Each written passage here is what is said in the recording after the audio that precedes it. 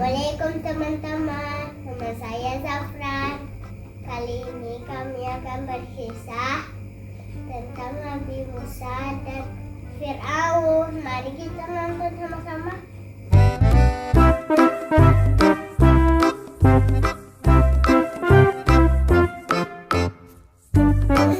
Ayah berkisah. Hai teman-teman, kali ini kita akan berkisah tentang Nabi Musa alaihissalam dan Raja Fir'aun. Raja Fir'aun ini adalah raja yang sangat zalim sekali dan juga jahat kepada rakyatnya. Sampai-sampai dia mengaku sebagai Tuhan. Dia berkata, "Ana rabbukumul a'la." Saya Tuhan yang paling besar. Sedangkan Tuhan kita siapa, Zafran? Allah Subhanahu wa Ta'ala. Tak boleh kita menyembah selain Allah. Suatu ketika Fir'aun ini dia bermimpi Baitul Maqdis mengalami kebakaran yang sangat hebat. Ketika terbangun, dia bertanya kepada ahli tukang sihir, ahli rujum dan sebagainya. Tukang sihir tadi berkata, mimpi itu bermakna nanti akan ada seorang anak yang akan menghancurkan kerajaan Fir'aun. Maka ketika itu Fir'aun memerintahkan kepada tentaranya, kalau ada anak kecil yang dia lahir laki-laki, maka dia dibunuh langsung hidup. Kalau perempuan, dia dibiarkan hidup. Ketika itu Nabi Musa berada dalam kandungan ibunya.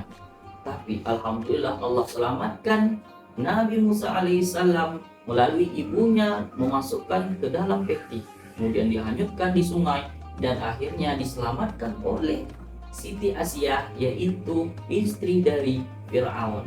Singkat cerita, ketika Nabi Musa sudah dewasa, Nabi Musa menentang Fir'aun karena kezalimannya, kejahatannya.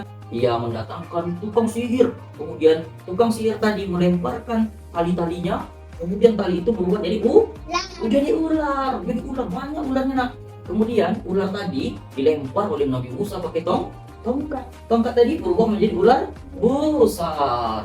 Ular besar tadi memakan ular kecil-kecil tukang sihir Fir'aun. Akhirnya tukang sihir Fir'aun pun banyak yang menjadi pengikut Nabi Musa. Sampai suatu ketika Nabi Musa tidak tahan lagi dengan kekejaman Fir'aun. Dia berniat untuk pindah dari negerinya Fir'aun. Tapi gak bisa ternyata. Fir'aun dengar berita itu. Dan akhirnya Fir'aun mengejarlah Nabi Musa bersama umatnya, sampailah di pinggir Laut Merah. Sampai di pinggir Laut Merah, apa yang terjadi? Nabi Musa terpojok bersama umatnya. Fir'aun pun sudah hampir mendekat. Tapi Nabi Musa punya tongkat yang diberikan oleh Allah Subhanahu wa Ta'ala. Allah menyuruh melempar tongkat Nabi Musa. Terbelahlah laut tadi. Nabi Musa bersama umatnya berjalan di tengah laut sampai di seberang. Dan akhirnya Fir'aun bersama tentaranya lewat di tengah laut tadi. Tapi apa yang terjadi? Setelah sampai di tengah laut, akhirnya Allah kembali menyatukan laut lagi. Akhirnya Fir'aun tenggelam bersama tentaranya. Jadi ingat, kesimpulan dari kisah ini, Allah akan menghancurkan orang-orang yang sombong. Jadi kita nggak boleh sombong, nggak boleh serakah, nggak boleh zolim. Maka kita harus jadi anak yang soleh. Supaya apa? Supaya nanti bisa masuk surga. Demikian cerita kita pada kali ini. Mudah-mudahan bermanfaat. Sampai jumpa lain waktu. Dadah. Assalamualaikum.